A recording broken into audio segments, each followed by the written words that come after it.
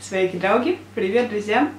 Добро пожаловать на кухню! Сегодня мы снова будем готовить одно из блюд из латышской кухни. И это будет десерт. И, наверное, всем уже давно известный хлебный суп. Обычно его как-то никто не готовит, все берут где-то в кафе, либо берут такие смеси, которые очень легко приготовить. Но давайте мы с вами посмотрим, как же в домашних условиях на самом деле можно приготовить хлебный суп.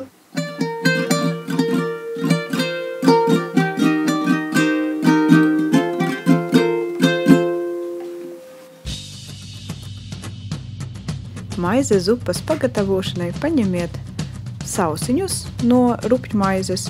Vēlams, lai tajos nebūtu ne sēkliņas, ne garšvielas. Žāvētās melnplūmes, rozīnes, žāvētās aprikozes, protams, cukurs. Un var paņemt arī garšvielas, kā piemēram malto kanēli. Krēmam jums vajadzēs saldo krējumu un cukuru. Visu var likt pēc garšas. Pārliet rozīnes ar karstu ūdeni.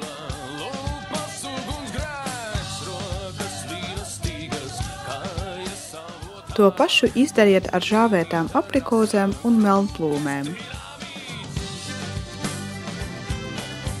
Tagad ielieciet sausiņas vērdošā ūdenī, bet uz uguns vairs nelieciet.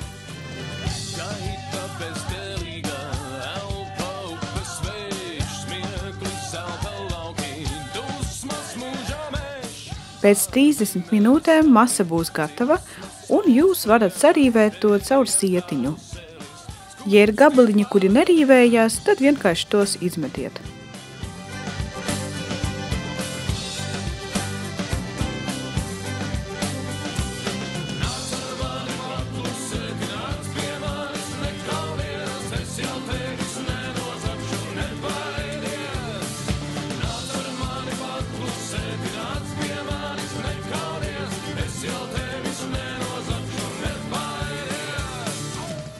Tagad sagrieziet žāvētās aprikozes un melnplūmes.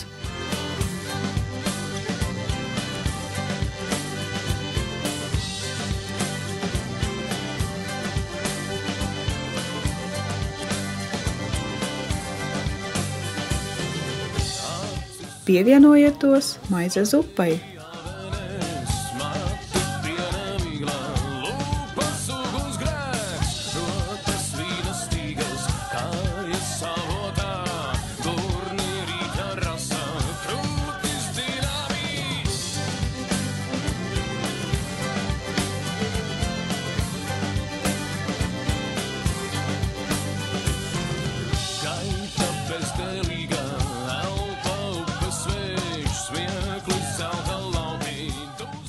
Un atkal straume nāk palīgā.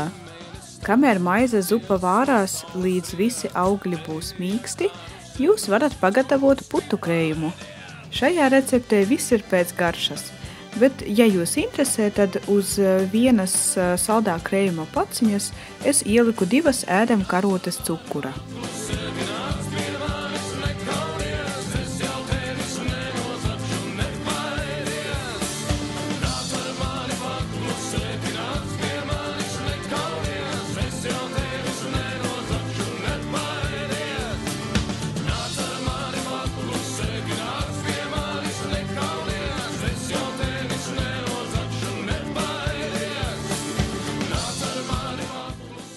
Maize zupai arī vajadzēs pievienot cukuru un arī pēc garšas. Es pievienoju vairāk nekā jūs tagad redzat.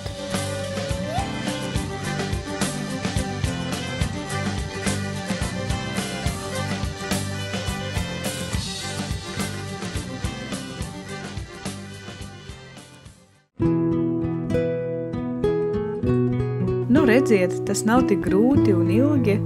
Jūs varat mierīgi pagatavot to arī mājās. Atcerieties, ka tāpat kā ķirbju zupa, maize zupa ir garšīgāka 2. dienā. Vienīgais noslēpums šajā receptē ir tāds, ka šo ēdienu jūs varat pagatavot tikai no latviešu rupju maizes. Tāpēc ceru, ka jūs pamēģināsiet pagatavot šo desertu un uzrakstīsiet, kā jums sanāca.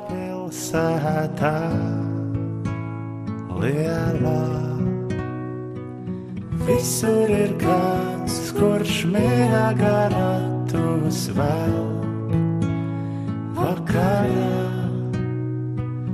Visur ir kāds, kurš mierā garatus vēl vakarā. Lai labi garšo! Recepte tiem, kam ir slinkums gatavot. Maisiņa saturu iebērt 700 ml vārošā ūdenī. Vārīt 5-8 minūtes. Atdzesēt. Atdzesētu lietot ar putukrēmu vai jogurtu. Tas ir viss.